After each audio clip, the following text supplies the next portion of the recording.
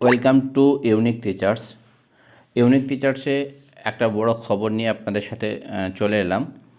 আমরা জানি সদ্য রাজ্যের বাজেট পেশ হয়েছে এবং সেই রাজ্য বাজেটের বেশ কিছু পরিমাণ বাজেটের অংশ ধার্য করা হয়েছে মাদ্রাসাগুলির উন্নতিকল্পে, এবং তার পরিপ্রেক্ষিতে আমরা রাজনৈতিক বাদানুবাদ দেখেছি।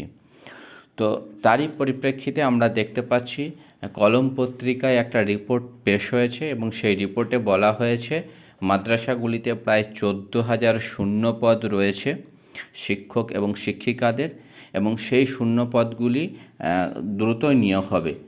এই পদগুলিতে দ্রুত শিক্ষক নেওয়া হবে বলে জানিয়েছে মাদ্রাসা শিক্ষা দপ্তর। আমরা জানি মাদ্রাসা এডুকেশনের বা মাদ্রাসা শিক্ষার ক্ষেত্রে একটা রিক্রুটমেন্ট প্রসেস চলছে, যে রিক্রুটমেন্ট প্রসেসটা এখনও শেষ হয়নি। রিটেনের রেজাল্ট বের আউট হওয়ার পরে ইন্টারভিউ হয়ে গেছে 9, 10, 11, 12-এর ক্ষেত্রে, এবং ইন্টারভিউ রেজাল্ট বেরোনো শুধু সময়ের অপেক্ষা। ইন্টারভিউ রেজাল্ট পাবলিশ হলেই সেগুলোর নিয়োগ কমপ্লিট হয়ে যাবে, এবং তার সাথে সাথে আবার নতুন করে নিয়োগ প্রক্রিয়া যে শুরু হয়ে যাবে সেটা মাদ্রাসা শিক্ষা দপ্তর সূত্রে জানা যাচ্ছে, এবং সেটা কলম পত্রিকায় বেরিয়েছে। কলম পত্রিকা হচ্ছে এই মাদ্রাসা সংক্রান্ত বিভিন্ন খবরাখবর দিয়ে থাকে। তো আমরা একটু কলম পত্রিকার প্রতিবেদনটা আপনাদের কাছে একটু দেখাতে চাইব। যারা দীর্ঘদিন ধরে শিক্ষকতার জন্য হাপিত্যেশ করে বসে আছেন তাদের জন্য একটা বড় সুযোগ নিয়ে আসছে, এবং পরবর্তীকালে এসএসসি অর্থাৎ স্কুলেও নিয়োগ হবে।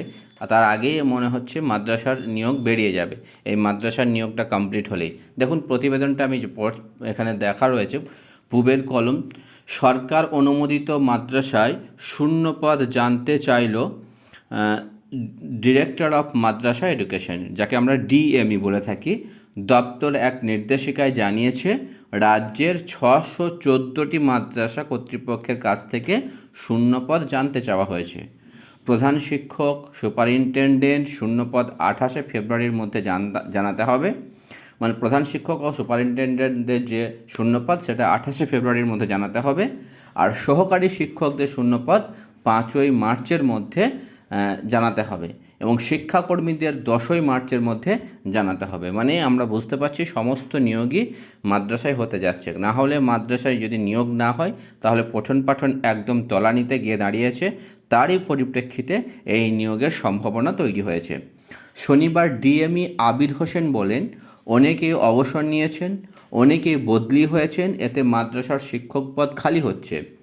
সরকারের কাছে রিপোর্ট থাকা দরকার।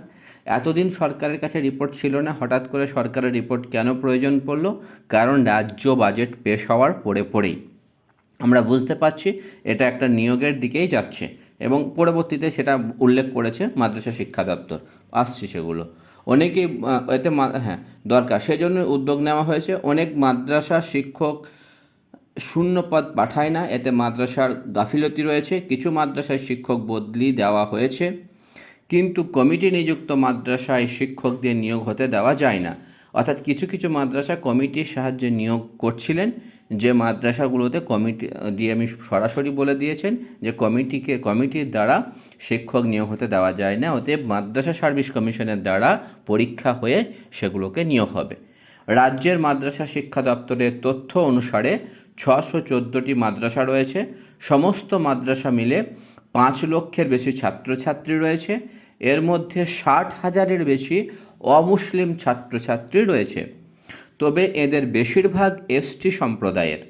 রাজ্যের সমস্ত জেলার মধ্যে পুরুলিয়া, বাঁকুড়া, পশ্চিম মেদিনীপুর, পূর্ব বর্ধমান, বীরভূম, জলপাইগুড়ি, আলিপুরদুয়ার জেলায় মাদ্রাসাগুলিতে অমুসলিম ছাত্রছাত্রীর সংখ্যা বেশি।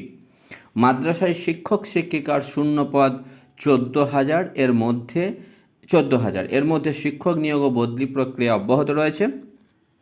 এদিকে 30% অমুসলিম শিক্ষক শিক্ষিকা মাদ্রাসাগুলিতে পঠন পাঠনের দায়িত্ব রয়েছেন। সব মিলিয়ে মাদ্রাসায় এখন শূন্যপদের সংখ্যা বহু।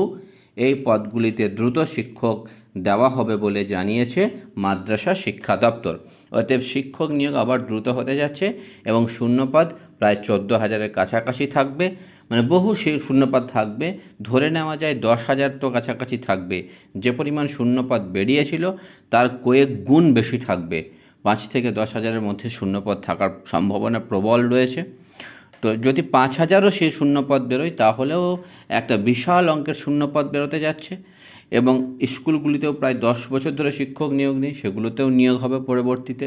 তো যারা শিক্ষক পদপ্রার্থী তাদের জন্য 2025টা খুব গুরুত্বপূর্ণ হতে চলেছে। ধন্যবাদ সকলকে ভিডিওটি দেখার জন্য, এবং আমাদের চ্যানেলটিকে সাবস্ক্রাইব করবেন, তাহলে অবশ্যই পরবর্তী খবরগুলো আপনারা পেয়ে যাবেন। ধন্যবাদ সকলকে।